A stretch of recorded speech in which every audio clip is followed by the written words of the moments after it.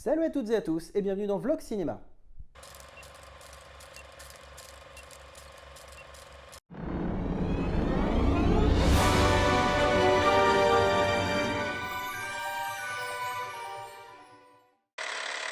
Aujourd'hui, nous allons traiter le cas du film Joker de 2019.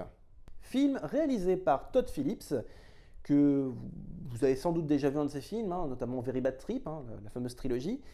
On passe quand même là cette fois-ci d'un film, d'une comédie à un film qui ne l'est pas tellement. Et donc, film Joker, interprété aussi dans le rôle titre par Joaquin Phoenix. Alors, avant de commencer à vraiment approfondir le film, on va juste mettre au clair un truc tout con. Cette vidéo ne comporte aucun spoiler. Ça a pour but de vraiment vous inciter à aller voir le film, ou peut-être, si vous avez déjà vu le film, d'avoir mon point de vue et de vous expliquer en quoi j'ai aimé ce film. Parce que oui, j'ai aimé ce film. Beaucoup même. Alors, on va faire simple. Comment résumer ce film? Eh bien, ça nous raconte l'histoire du personnage qu'allait devenir le Joker, ou que va devenir le Joker, donc. Volontairement, je ne donne pas son nom, c'est fait exprès pour que vous puissiez avoir la découverte au sein même du film. Donc ce personnage va devenir le Joker, et donc ce film vous explique comment il est devenu le Joker, avec tout ce qui lui arrive sur le coin de la gueule. Honnêtement, il n'y a pas d'autre mot, parce que là, c'est assez indécent ce qui lui tombe sur le coin de la gueule. Alors, sachez toutefois ce qui m'a quand même fait aussi sourire.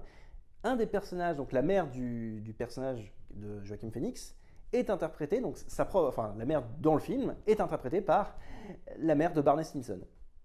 Je trouve ça très drôle, honnêtement. Le monde est petit. Alors, avant aussi d'approfondir mon point de vue, sachez juste que vous n'avez pas besoin de connaître le monde des comics, le monde de Batman ou quoi que ce soit d'autre. Vous pouvez prendre ce film comme étant un film à part entière. C'est-à-dire que clairement, sans même connaître la moindre information de l'univers de Batman, vous pouvez aller voir ce film. Néanmoins, toutefois, n'y allez pas avec des enfants. Parce que vu les images qu'il y a, on est loin de l'univers Marvel et de sa joyeuseté, si vous voyez ce que je veux dire. Là, c'est vraiment un film pour adultes. Parce que vu les images de violence qui sont présentes dedans, je déconseille fortement d'y aller avec un enfant. C'est pas pour rien qu'on voit le personnage aller plusieurs fois dans un hôpital psychiatrique. C'est évident. Là, rien que ça déjà, dans votre tête, ça devrait faire tilt. Oui, bon, il est un peu fou dans sa tête. Oui, ça explique des choses. Le film est cool. Le film est très cool, vraiment. On a affaire plus à un film qu'à une réelle adaptation de comics. Il y a vraiment un traitement sur le personnage qui, du coup, raconte son évolution. Comment il est devenu le méchant tant redouté de l'univers DC Comics. Et je trouve ça cool. Vraiment, sur le papier, ça pouvait être casse-gueule. Un film Joker sans Batman, sans même le moindre gramme de l'univers Batman, ça pouvait être casse-gueule. Alors, de l'univers Batman, oui et non, parce qu'il y a quand même un perso de l'univers de Batman qui est présent, enfin, l'univers. C'est Thomas Wayne. On voit Thomas Wayne et un caméo de Bruce, forcément. Mais c'est plus Thomas qui aura un lien avec l'histoire. Je ne vous spoil pas du pourquoi, du comment, vous comprendrez en voyant le film. Mais à part l'apparition de Thomas Wayne et le caméo de Bruce Wayne enfant, parce que ça se passe à ce moment-là, oui, et à part ça, en fait, il n'y a aucun autre personnage de l'univers de Batman.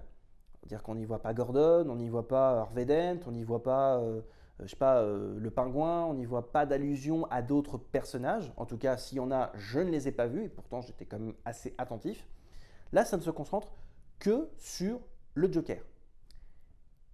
Et honnêtement, le traitement du personnage, par exemple certains tics de langage ou certains gestes ou certaines attitudes qu'on peut voir par exemple dans les films de Burton, chez Heath Ledger, dans le dessin animé, dans les jeux Arkham, certaines choses qui du coup font le Joker sont du coup trouvables dans ce film et sont même expliquées, avec du coup des explications qui pour moi me paraissent très claires et très logiques. Ça me paraît très plausible en fait et ça justifie beaucoup de choses en fait.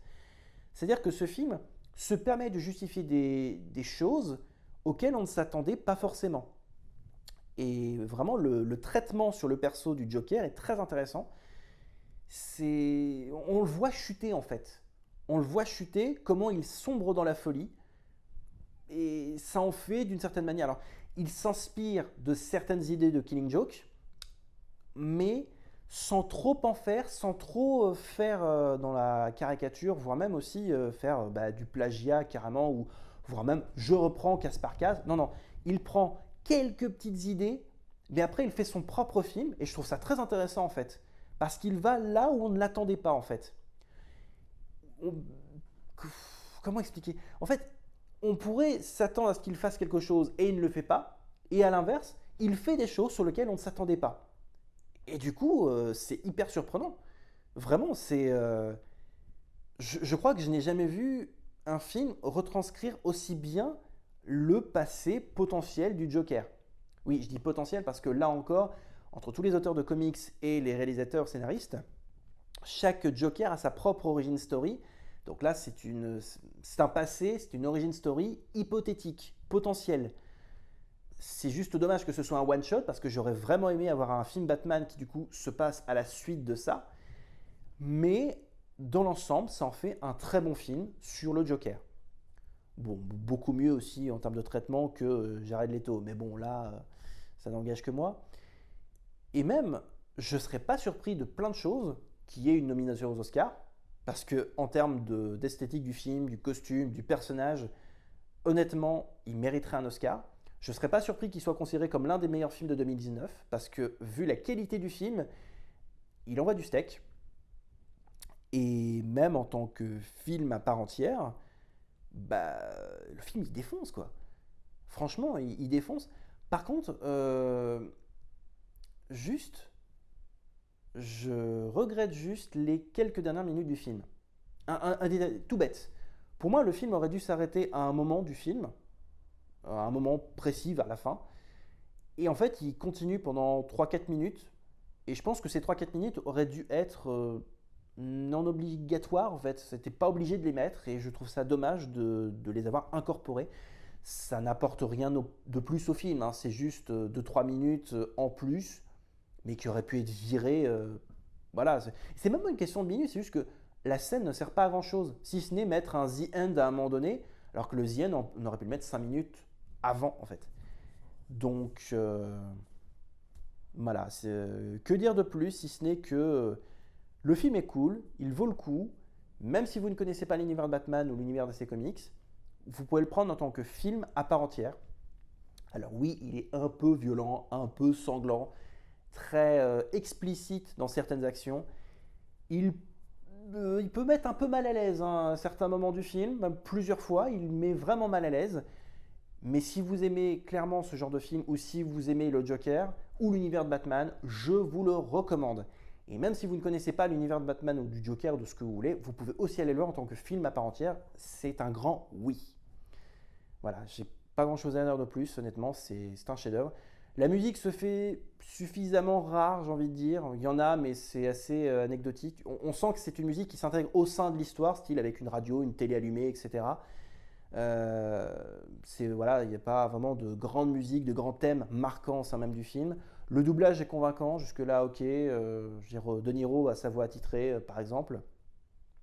Donc, que dire de plus? Je n'ai pas de point négatif à dire sur le film, mis à part le fait que les 3 dernières minutes ou 5 dernières minutes étaient pour moi pas nécessaires. Sinon, à part ça, vous pouvez aller voir ce film sans problème. Voilà. Voilà, voilà. Bon, c'était la fin de ce vlog cinéma.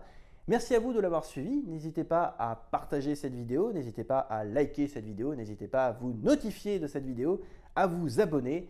Et on se retrouve très vite pour de prochaines vidéos. D'ici là, portez-vous bien. Salut!